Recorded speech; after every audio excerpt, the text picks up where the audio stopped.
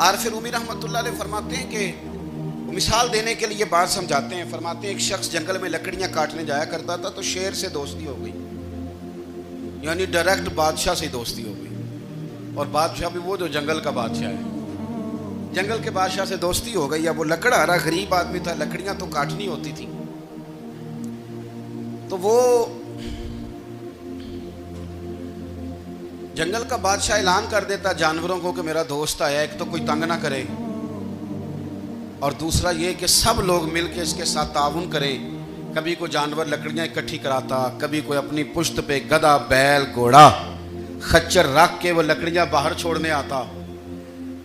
تو اب اس کی بڑی دھوم مچ گئی جنگل کے اندر. لکڑہارا مزدور تھا, وہ بادشاہ سے دوستی کر کے بادشاہ ہی بن گیا. وہ گھر آ کے نا بیوی کو اکثر بتاتا کہ میرا ایک دوست ہے, میں جاتا ہوں تو ساری پہلے ہی مخلوق کھڑی ہوتی ہے میرے استقبال کے لیے. دوستی جو بڑے سے ہو گئی ہے. بنا ہے شاہ کا مصاحب تو پھر یہ ہے اتراتا, وگرنہ شہر میں غالب کی آبرو کیا ہے. ہمیں تو پوچھتا ہی کوئی نہیں, یہ تو بنا ہے شاہ کا مصاحب تو پھر یہ ہے اتراتا, وگرنہ شہر میں غالب کی آبرو کیا ہے. تو وہ لوگوں کو بتاتا, بیوی کو بھی بتاتا دوست ہے. تو بیوی کہنے لگی اتنی تو تعریفیں کرتا, یہ نہیں بتایا کہ وہ جنگل کا شیر ہے, پر نیرا دوست بتا دیا. بیوی کہنے لگ گئی کہ تو اتنا جو اس کا ذکر کرتا ہے تو کسی دن بلا نا, بلا کسی دن تاکہ اس کی دعوت کریں. اب اس نے پھر نہ اس کو پردے میں رکھا. کیا کہتے ہیں آج کل, سرپرائز دینا ہے, مگر سرپرائز دینا ہے, پردے میں رکھا کہ وہ شیر ہے. تو وہ بلا لیا گھر. اب اس کے لیے کچا گوشت, ظاہر ہے شیر نے کچا گوشت دکھانا تھا. وہ کہنے لگی پکانا کس طرح کا ہے. وہ کہنے لگا جب وہ آئے گا پھر بتاؤں گا. اب وہ کچا گوشت 2-3 بکرے ذبح کر کے ڈال دیے. وہ آ گیا شیر.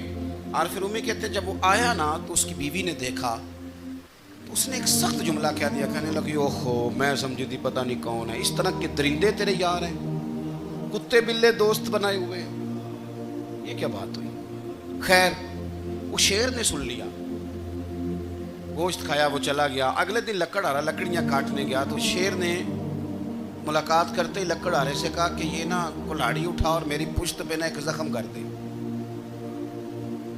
اس نے کہا نہیں میں یہ کام نہیں کرتا, تو میرا دوست ہے. اس نے کہا سن بھائی, میں نے پیار سے کہا ہے تو مان جا, ورنہ میں ہوں شیر, میں نے تجھ سے منوا ہی لینا ہے, میں کوئی تکلیف دوں گا مناسب نہیں, دکار.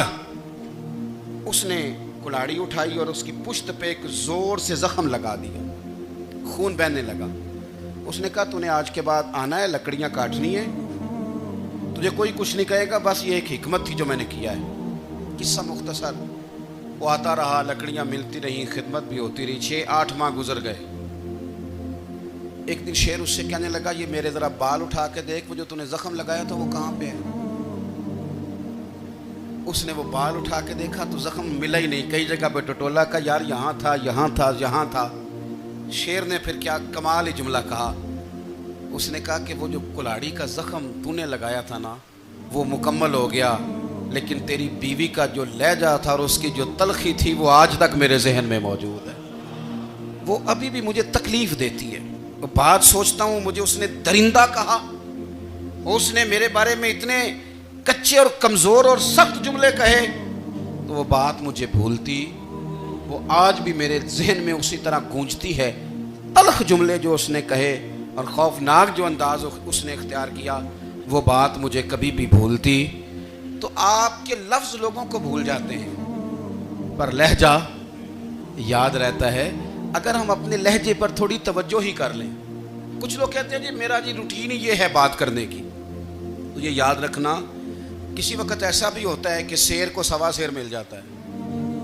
پھر ایسا نہ ہو کہ آپ کی تلخی کی جواب میں کوئی اس طرح کی تلخی ہو کہ پھر آپ اس کو کبھی بھلا نہ سکیں. ہمارے ہاں نا یہ دور تیزیاں دکھانے کا دور ہے. کچھ لوگ ضرورت سے زیادہ تیزی دکھانے کی کوشش کرتے ہیں. ان بیچاروں کا کبھی کبھی اتنا سخت نقصان ہوتا ہے کہ ان کو ان سے بھی کئی گنا تیز بندہ مل جاتا ہے. وہ کسی ایسی جگہ جا کے بیچارے الجھ جاتے ہیں جہاں سے واپسی کا راستہ نظر نہیں آتا.